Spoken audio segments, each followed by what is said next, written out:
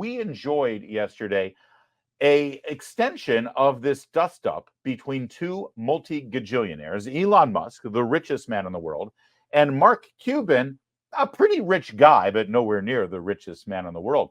Now, you'll remember that Mark Cuban was flexing his muscles, bragging about how important DEI is, diversity, equity, and inclusion. In fact, he put out this really, really long post explaining how DEI is critically important to the success of corporate America.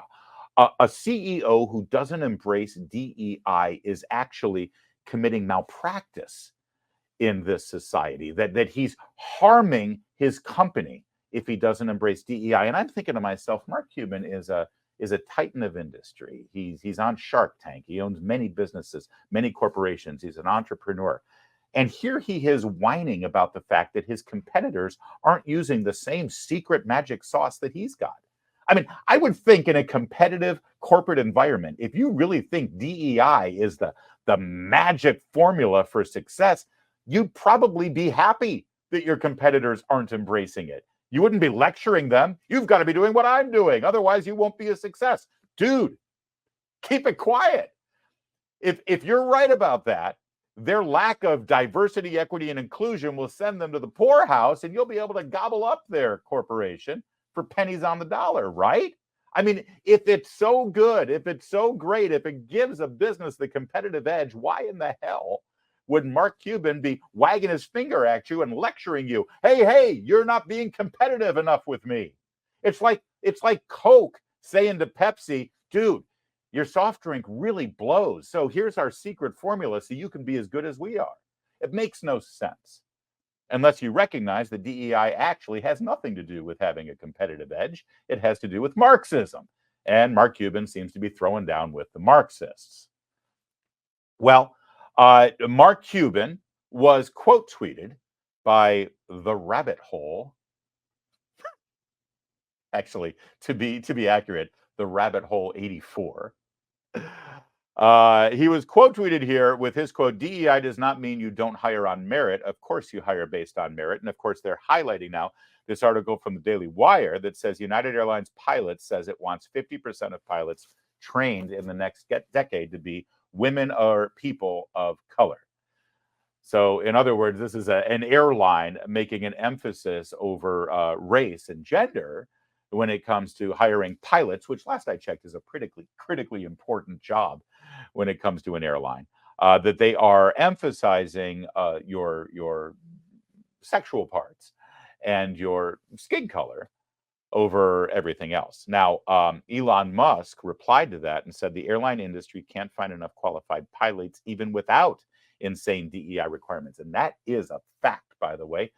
If you look at the airline industry and see what they're talking about internally, if you look at the Air Force and the Navy that has trained qualified pilots and airmen in their ranks, they are losing them left and right because the airlines are so competitive trying to pull those Air Force and Navy pilots to the commercial airline industry because they don't have enough qualified pilots. Elon Musk is 100% correct about that. So Mark Cuban decided to reply on Twitter. He said, this is a training school. Once they graduate, it's a multi-year process to have an opportunity to pilot for United.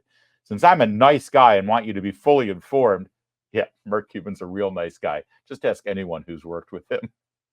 I'll share with you the benefit of the 60 seconds I spent looking for how the program works. By the way, looks like multiple layers of merit-based evaluations before they can fly for United. Here's a link for you. Elon Musk then replied to Mark Cuban. Don't you love this? I mean, honestly, I don't care how this ends. I just love seeing multi-billionaires fighting with each other publicly so we can all see. Mark Cuban quote tweeted and replied and said, Mark Cuban is a racist. And here's what he actually replied to. You see what Mark Cuban said, it's a for-profit school. If they want primarily purple people eaters from Mars, it's their choice.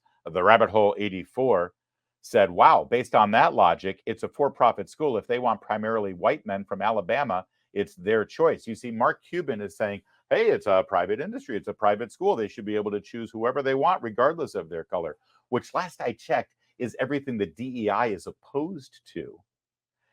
And well, that sentiment was absolutely applied by Elon Musk to point out how racist Mark Cuban is. Ashley St. Clair, conservative commentator, said that the Elon Mark Cuban fight should be pay-per-view, and Elon Musk floated the idea of UFC between the two of them. Now, Elon, don't make a promise that you're not going to pay off. I mean, we are already geared up for the Elon Musk, Mark Zuckerberg UFC cage match. We were told it was going to happen. We've been praying for it to happen, and it ain't materialized. I think it's because Mark Zuckerberg might actually take Elon. Have you seen Mark Zuckerberg training at the dojo? The hell is that all about? Don't mess with those computer dweebs, my friend. So now he's saying, well, maybe I can take Mark Cuban. Please, I don't need that. Don't make promises you can't keep. Elon Musk then found this video of Mark Cuban from a couple of years ago. He says this explains Mark Cuban's ridiculous overcompensation regarding racism. All right, let's take a look at the video he's pointing out. I know I'm prejudiced.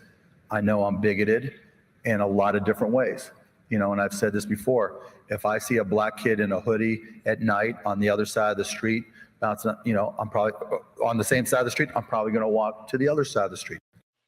A couple of things about that. First of all, as Elon pointed out with this video, same thing happened with the Me Too guys who got busted suddenly becoming fake ardent feminists. By the way, Elon might not remember this, but that applies to Mark Cuban too. Look it up. Mark Cuban was caught up in a Me Too suit with the Dallas Mavericks. Apparently, he had some upper management people who were guilty of sexual harassment and other inappropriate actions on the job. He had to do the mea culpa and prostrate himself. He's now doing the same thing with regard to race. But what he said here is incredibly revealing, isn't it?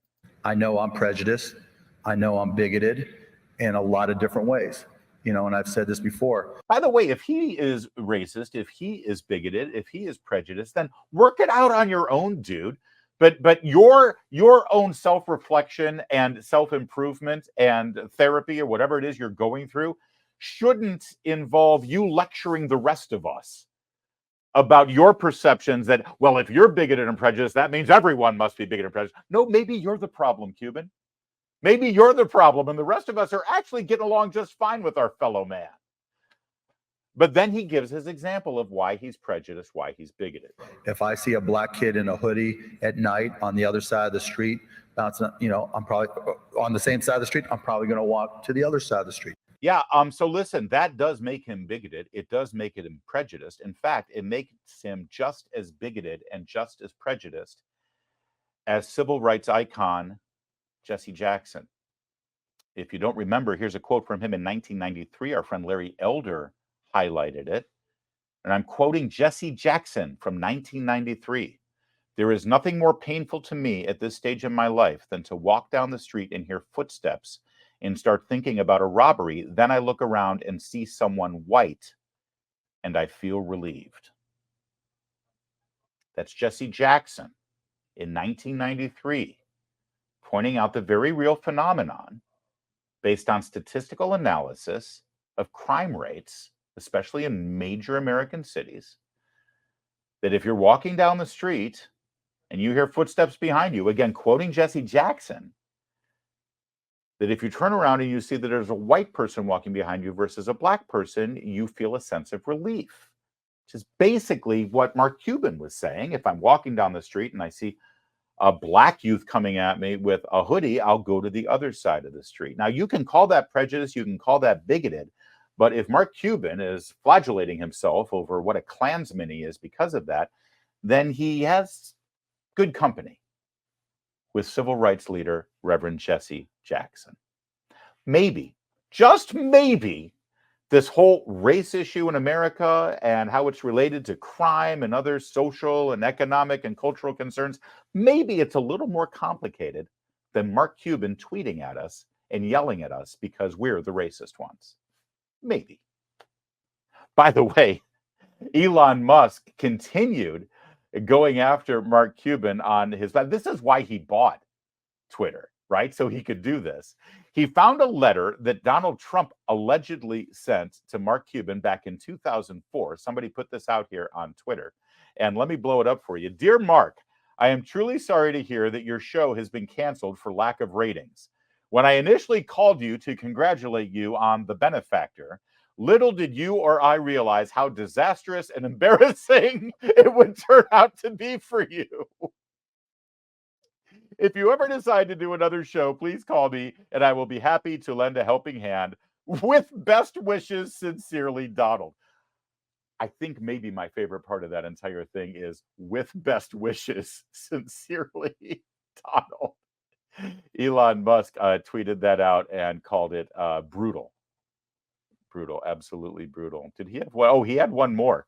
He found this tweet from Donald Trump in 2014.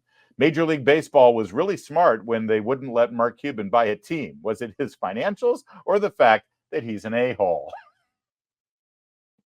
Elon Musk found that one and tweeted epic, which of course it is.